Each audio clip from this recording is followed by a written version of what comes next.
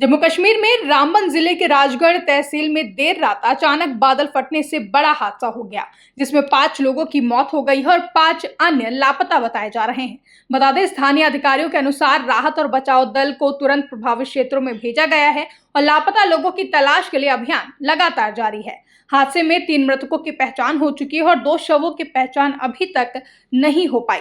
अचानक हुए इस बादल फटने की घटना से इलाके में बाढ़ जैसी स्थिति बन गई है और कई घर और संपत्तियों को भारी नुकसान पहुंचा है, जिससे सामान्य जनजीवन बाधित हुआ है। वहीं जम्मू कश्मीर के मुख्यमंत्री उमर अब्दुल्ला ने रामबन में बाढ़ प्रभावित क्षेत्रों का निरीक्षण किया।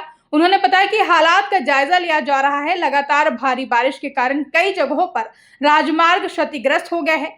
NHAI और प्रशासन से बात करने के बाद पता चला है कि फिलहाल वैकल्पिक व्यवस्था मौजूद है, लेकिन जहां भूस्खलन के कारण सड़क क्षतिग्रस्त हुई हैं, उसे बहाल करने में 20 से 25 दिन लगेंगे, लेकिन फिलहाल वैकल्पिक व्यवस्था है।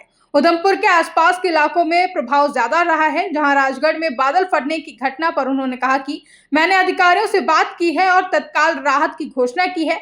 DC, SP सभी ने मौके पर जाकर बचाव कार्य जारी किया है।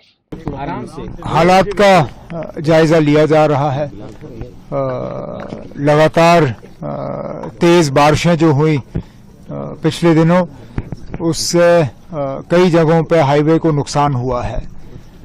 अब यहाँ कंपनी वालों से बात करके, NHAI से बात करके और खासकर जो डिस्ट्रिक्ट के हमारे एडमिनिस्ट्रेशन है, उनसे बात करके अब ये देखा गया है कि फिलहाल ऑल्टरनेट है, लेकिन जहां स्लाइड की वजह से सड़क को नुकसान हुआ है, उसको ठीक करने में, रेस्टोरेशन करने में कहते हैं 20-25 दिन लग जाएंगे।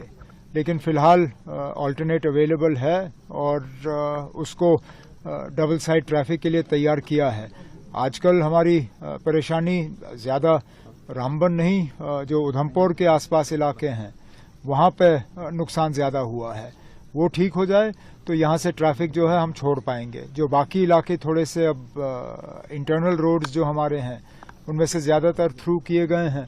2-3 सड़कों पे अभी काम बाकी है, वो भी हम कर लेंगे। सर, क्लाउड बर्स्ट हुआ राजगढ़ में, सर उन लोग विक्टिम्स के लिए किस तरह की असिस्टेंस की जा रही है? सर वो कल हमने जैसे हमने बाकियों के लिए किया, वही उसी तरह MLA साहब ने कल मुझसे बात की थी फोन पे, जैसे ही ये हादसा हुआ, और मैंने उसी वक्त अपने अफसरों से बात करके इनके लिए जो भी रिलीफ का हमें श्रीनगर से ऐलान करना था वो हमने किया।